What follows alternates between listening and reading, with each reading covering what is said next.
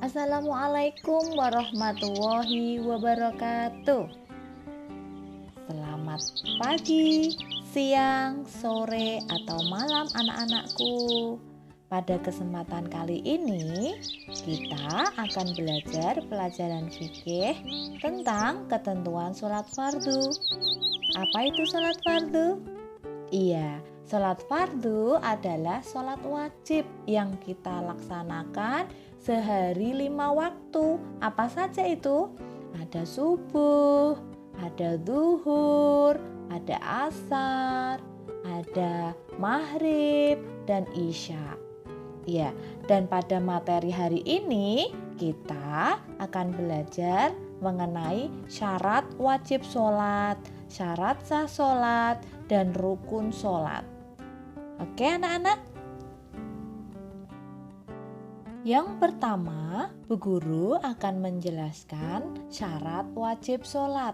Apa sih syarat wajib sholat itu? Ayo, siapa yang bisa menebak? Iya, syarat wajib sholat adalah orang yang wajib melaksanakan sholat. Kira-kira siapa ya yang wajib melaksanakan sholat? Oke, di sini yang pertama, orang yang wajib melaksanakan sholat adalah orang yang beragama Islam. Anak-anak, kalau beragama Islam berarti wajib melaksanakan sholat.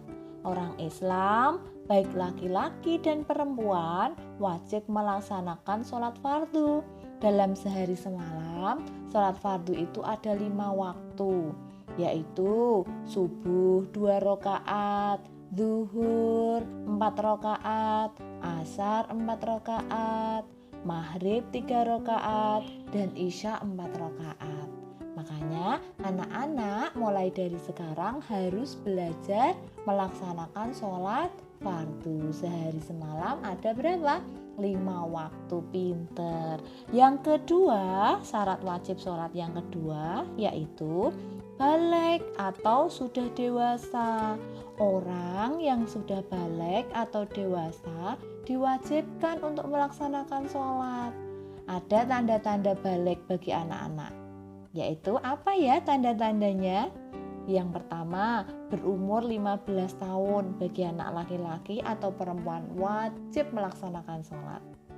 Yang kedua, keluar sperma setelah umur 9 tahun bagi anak laki-laki atau yang sudah khitan biasanya ya. Kalau anak laki-laki, yang perempuan biasanya sudah haid. Kemudian sudah haid setelah umur 9 tahun bagi anak perempuan. Kemudian, namun demikian, anak-anak harus berlatih melaksanakan sholat sejak umur 7 tahun. Jadi anak-anak harus berlatih dan wajib untuk melaksanakan sholat. Kemudian yang ketiga, syarat wajib yang ketiga adalah berakal sehat. Iya, anak-anak sehat gak? Iya, sehat semua ya akalnya ya, kan tidak gila, semuanya sehat. Berakal sehat itu berarti bukan orang gila maksudnya. Orang yang sehat akalnya diwajibkan sholat. Orang yang hilang akalnya seperti mabuk, kemudian pingsan atau gila tidak wajib sholat. Nah, anak-anak ada 3 yaitu syarat wajib sholat. Anak-anak harus mengetahuinya ya. Kemudian untuk yang kedua adalah syarat sah sholat. Apa sih syarat sah sholat itu? Oh, agar sholat yang kita kerjakan sah, maka harus memenuhi syarat sah sholat. Biar sholat kita sah, diterima oleh Allah, tidak sia-sia yang kita lakukan, maka kita harus memenuhi syarat sah sholat. Ada berapa ya syarat sah sholat itu? Syarat sah sholat itu ada 5. Yang pertama yaitu suci dari hadas kecil dan hadas besar.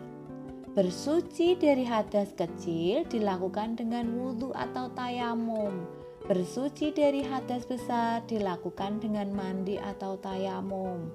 Suci itu maksudnya dari hadas kecil atau hadas besar itu, jadi kalau anak-anak mau sholat harus wudhu terlebih dahulu, kemudian mandi, kalau bajunya kotor harus dibersihkan, berdandan. Nah, kalau sholat karena menghadap kepada Allah, maka semuanya harus bersih. Yang kedua, suci badannya, pakaiannya, dan tempat sholat dari najis. Badan dan pakaian yang dipakai sholat harus suci dari najis. Tempat untuk sholat juga harus suci. Jadi semuanya harus bersih. Karena Allah suka dengan yang bersih. Kemudian yang ketiga, menutup aurat dengan pakaian yang suci. Aurat bagi laki-laki yaitu menutup bagian tubuh antara lutut sampai pusar. Kemudian bagi perempuan yaitu menutup aurat seluruh tubuh kecuali muka dan kedua telapak tangan. Maka anak-anak apabila menemukan pada saat sholat jamaah menemukan teman kita memakai mukena milik adiknya, kemudian kakinya terlihat, maka sholatnya tidak sah karena tidak memenuhi syarat sah sholat. Terlihat apanya? Iya, terlihat auratnya. Kemudian yang keempat yaitu mengetahui masuknya waktu sholat. Setiap sholat memiliki waktu tertentu. Orang yang akan sholat harus mengetahui waktu sholat. Biasanya kalau kita mendengar apa kalau waktu sholat itu biasanya mendengar apa? Mendengar azan. Iya, wah itu azan asar, azan sholat subuh. Misalkan kita mendengar pada saat pagi tapi melaksanakan sholat asar 4 rakaat. Boleh tidak? Iya, tidak boleh. Kalau subuh 2 rakaat, kalau asar ya 4 rakaat. Tidak boleh melakukan 3 rakaat. Aku mau enggak sholat subuh. Saya tak sekarang sholat subuh 2 rakaat. Berarti apa? Tidak mengetahui waktu masuknya sholat. Yang kelima, menghadap ke arah kiblat.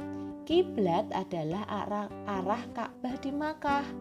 Arah kiblat bagi orang Indonesia yaitu menghadap ke barat, sedikit serong ke kanan. Anak-anak kalau sholat tidak boleh menghadap selain ke arah kiblat. Misalnya nih, tempatnya penuh, terus anak-anak tidak kebagian tempat. Kemudian menghadapnya kebalikannya arah kiblat, tidak boleh, harus menghadap ke kiblat. Oke, yang terakhir ya anak-anak. Yang terakhir apa? Rukun sholat. Apa sih rukun sholat itu? Siapa yang tahu? Iya, anak-anak pinter semua, hebat-hebat semua. Rukun sholat adalah sesuatu yang harus dilakukan dalam sholat. Jika tidak dilakukan, maka ibadahnya tidak sah. Rukun sholat itu ada 13, yaitu yang pertama adalah niat. Niat itu dilakukan dengan membaca doa niat ya. Kemudian yang kedua, berdiri bagi yang mampu. Sholat boleh dilakukan dengan duduk, tetapi apabila tidak mampu, misalnya nih kakinya sakit, maka boleh dilakukan dengan duduk. Dan apabila tidak bisa dilakukan duduk, boleh dengan tiduran. Islam itu sangat mudah. Yang penting wajib melaksanakan sholat. Tiduran boleh, hanya mengedipkan tangan. Kalau memang sudah tangan dan kakinya tidak bisa untuk bergerak, boleh hanya mengedipkan tangan. Yang penting wajib untuk melaksanakan sholat. Yang ketiga, takbiratul ihram. Selanjutnya membaca doa Al-Fatihah. Iya, membaca doa Al-Fatihah itu termasuk rukun sholat. Kemudian ruku, gerakan ruku ya anak-anak. Kemudian iktidal, berdiri dari ruku, bangun dari ruku dengan tumakninah. Yang selanjutnya sujud 2 kali. Kemudian duduk di antara 2 sujud. Selanjutnya duduk at-tahiyat atau tasyahud akhir. Membaca tahiyat atau tasyahud akhir. Kemudian membaca sholawat atas Nabi pada tahiyat akhir. Mengucapkan salam yang pertama dan yang terakhir harus tertib atau berurutan. Dalam sholat itu, yang dilakukan dalam rukun sholat itu harus tertib. Mulai awal niat, kemudian berdiri bagi yang mampu, takbiratul ihram, membaca surat Al-Fatihah, dan selanjutnya dilakukan harus dengan urut, tidak boleh dilompat-lompat. Wah, aku udah takbir, nggak usah takbir lagi, tidak boleh, harus urut dari takbir sampai salam. Iya, terima kasih anak-anak. Itu pelajaran hari ini. Semoga anak-anak tetap semangat untuk belajar, untuk melaksanakan sholat. Demikian dari Bu Guru. Wassalamualaikum warahmatullahi wabarakatuh.